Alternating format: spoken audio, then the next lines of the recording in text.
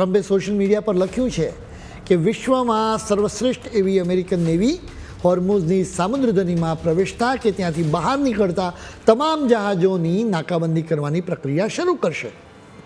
એનો તાત્કાલિક અમલ કરવામાં આવશે.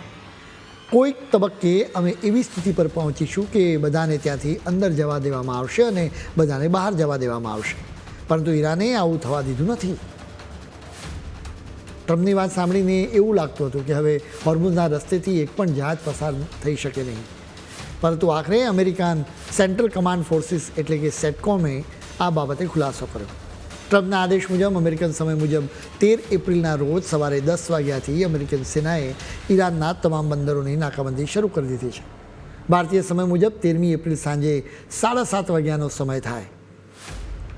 આનો અર્થ એ થયો કે જે પણ જહાજ ઈરાનના બંદરો પર આવવા માંગતું હશે કે ત્યાંથી બહાર નીકળવા માંગતું હશે તેને અમેરિકા જ રોકી દેશે.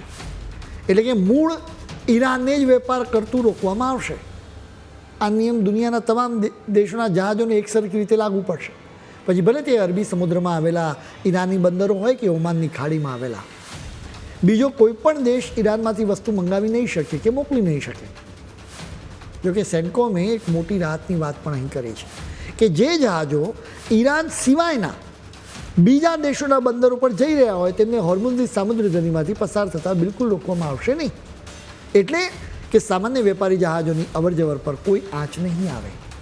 વેપારી જહાજોના કેપ્ટનોને આ વિશે અલગથી સત્તાવાર જાણકારી પણ આપવામાં આવશે. ટૂંકમાં અમેરિકાના નિશાન પર માત્ર ઈરાનના બંદરો છે. આખા રૂટ પર કોઈ જ પ્રતિબંધ નથી.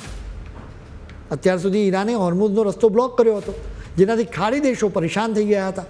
એટલું જ નહીં, આ ખાડી દેશો પાસેથી કાચું તેલ મેળવનારાઓ પણ પરેશાન થઈ ગયા હતા. ખાડી દેશોના જહાજો પર હુમલા થતા હતા. એવા સમયે ઈરાન પોતાનું કાચું તેલ બિંદાસ્ત વેચતો હતો. હવે ટ્રમ્પ એને જ બંધ કરી દેવા માંગે છે. આ નિર્ણય પાછળનો હેતુ ઈરાન પર દબાણ વધારીને આખી દુનિયા માટે રસ્તો સાફ કરવાનો છે. પરંતુ હાલ તો આનાથી તણાવ ચરમસીમાએ પહોંચી ગયો છે.